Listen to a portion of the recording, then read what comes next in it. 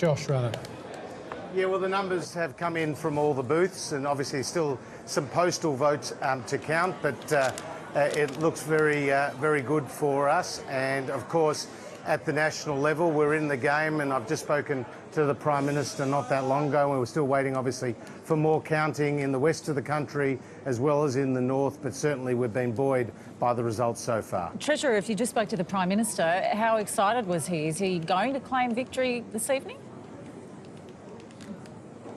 Oh, well, of course, there's still more votes to come in, but we are really pleased with what we've seen to date. And of course, our thoughts are with some of our colleagues who have not done so well. At the same time, it looks like we've got a number of new colleagues who are in the parliament. But clearly, this is a close election. There's still more votes to be counted, but we're very much in this game.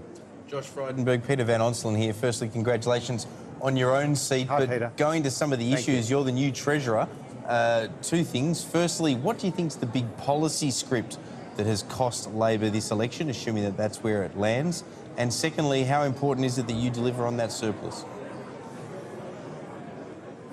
Well, Peter, I mean, clearly the economic choice at this election was at the heart of the minds of Australian voters in particular. We laid out our economic plan in the budget, paying back Labor's debt, cutting taxes, creating new apprentices, spending money on infrastructure while guaranteeing essential services funding at record levels. The Labor Party took a very high taxing, high spending agenda to the Australian people, and that really hit which a policy in particular? So I think that was clearly the truth. Would you say, sorry to interrupt, but would you say that the dividend imputation policy, the franking credits one, was the biggest burden for them?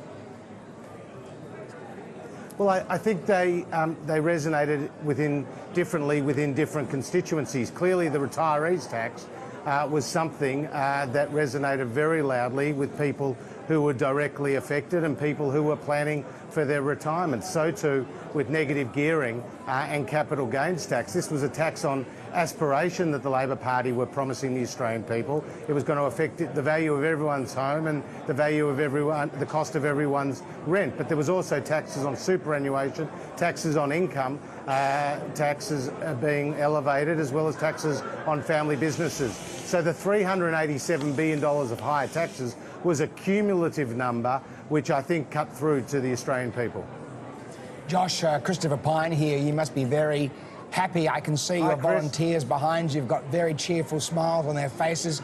You must be very proud of the volunteer army that you put together in Kooyong and Higgins and so forth. Well done. Thank you. Well, Chris, thank you for you and all the support that you've given the candidates at this election. It was terrific to see the result in Sturt and across South Australia following Stephen Marshall's victory. But clearly there has been a very strong result for the Liberals across a number of seats, and that's very pleasing given how tight this election is.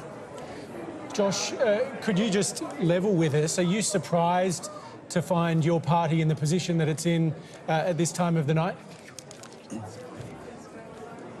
Well, clearly the polls had us pre-budget at 54-46 behind, and there were a number of steps that got us back here, and the budget was our economic plan, not just for the year, but for the decade. Sure, but before, hats off to Scott Morrison. Before counting started tonight, did you think you'd be looking at a majority government? Look, the polls were not pointing that way, and that was the best guide for us. But clearly, we always thought this was going to be tight and that the results would be different across the country. But, you know, Scott Morrison has campaigned so strongly in this election. He has been brilliant with his leadership and the things that he's done in Queensland in responding to the floods and to the drought there in New South Wales and other parts of the country. I think, you know, has shown his leadership, has shown his empathy, but also has shown his can-do attitude and can-do ability, and that is something which has really hit a chord with the Australian people. Josh, it's Waleed Ali here. Congratulations. I'm sure you and I can both agree that the turning point was about a week ago when you appeared with us on the project, and it really just took off from there. But as Treasurer, I'm interested in what you do from here. I think you've indicated that tax cuts will be the first thing that you do when you get into government. But what's the next thing? What does your next term as Treasurer ultimately look like? Well, Waleed, I don't want to jump the gun right now. As you know, there's still a lot of votes still to be counted.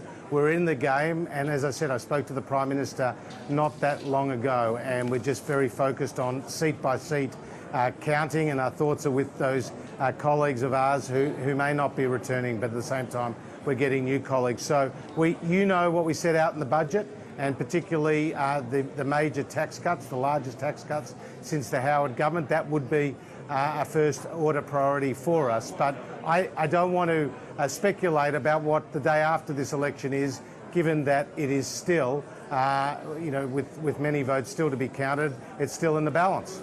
Josh Frydenberg, Peter Van Onselen again. I just want to ask you about Tony Abbott. I know that you'll be appropriately respectful. He's a former Prime Minister and leader of the party. He has lost his seat, but I'm interested in the prism through which he lost it. A strong campaign on climate change, remembering back to under Malcolm Turnbull's leadership when you were in charge of energy and climate change. You got the National Energy Guarantee through the party room, but ultimately Tony Abbott and others managed to, if you like, get it removed as policy, or at least convince the upper echelons to remove it. That played a role in his defeat tonight. Would you agree?